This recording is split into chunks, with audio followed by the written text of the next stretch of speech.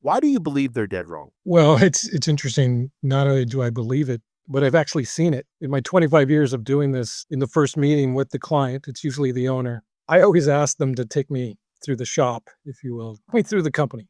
What do you guys do over here? What do you guys do over there? And inevitably, it's the same answer.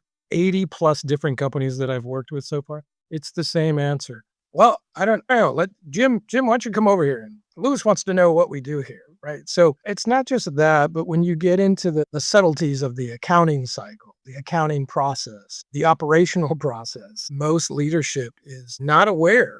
They're just not. On the sales side, all leadership is hyper aware of sales. How to sell this, how to sell that, what's going on, what are the commissions, what are the margins? When I look at most organizations, I talk to the organization, the leadership, and the employees. It really boils down to the employees are not only pushing those buttons, but they're getting the product out.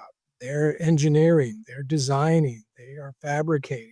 They're doing everything. Most leaders are not. Leaders are doing what they're supposed to be doing, leading the vision, leading the organization. That's why I say that employees are truly the users of the organization, right? Which is, it goes into my 25 years of doing this, where if the employees are the users of the organization, let's get them to design the organization, its processes, its policy. And you don't leave the leadership out of it. Everybody does that collectively, co-create, right? So I've seen that many times. I've helped a lot of companies do that, get away from that thinking that I'm the boss. I started this 30 years ago and I'm still going to be the boss. Okay, but there's different types of leadership. And the one leadership type should be pay attention to your employees. They're the ones who are doing what it is you need them to do.